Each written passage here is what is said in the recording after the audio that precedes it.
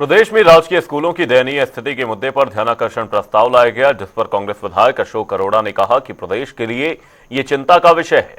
स्कूलों में शिक्षकों के साथ ही मूलभूत सुविधाओं की भारी कमी है। युवाओं के उज्जवल भविष्य को लेकर इस पर सरकार को ध्यान देना चाहिए।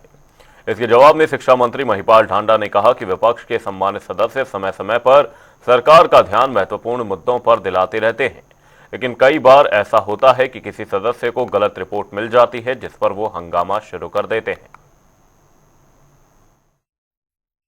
स्कूलों की दयनीय स्थिति संबंधित तत्काल सार्वजनिक मुद्दे की ओर आकर्षित करना चाहता हूं।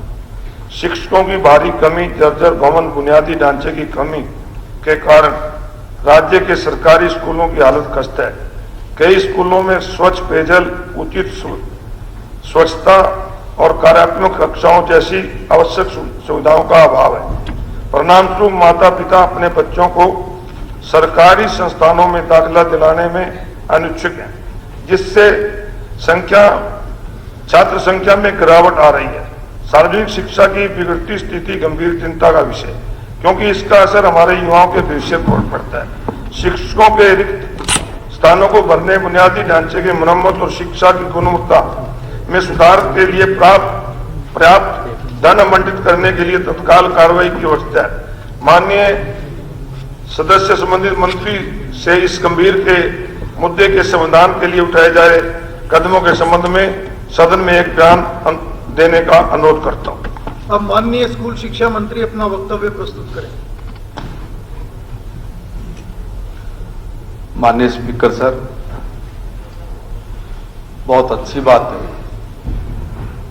कि विपक्ष में हमारे सम्मानित सदस्य, कुछ सम्मानित सदस्य समय समय पर सरकार का ध्यान कुछ ज्वलंत इश्यूज पे, मुद्दों की तरफ दिलाते रहते हैं, मगर कई बार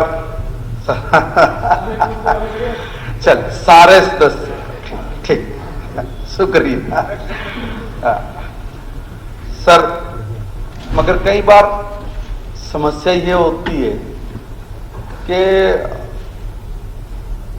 कई बार हमें कह देते हैं कि सरकार गलत आंकड़े, गलत बात प्रस्तुत कर देती है, तो ऐसा ही कई बार सम्मानित सदस्यों को भी कोई गलत रिपोर्ट दे देता है। वो इतनी भी ज्यादा नहीं होती जितना उसका वर्णन कर दिया जाता है।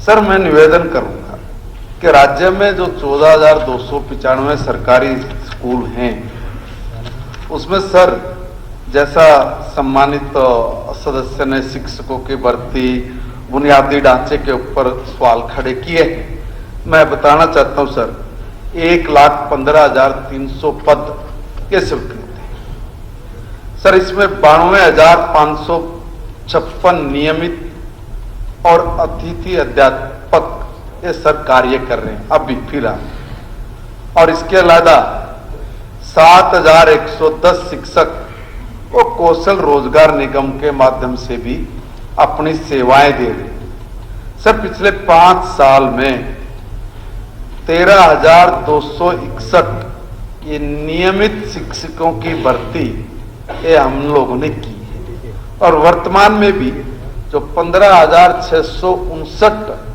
जो पद रिक्त हैं, इसके भरने के लिए भी सरकार ने सभी आवश्यक कदम उठाए जा रहे हैं।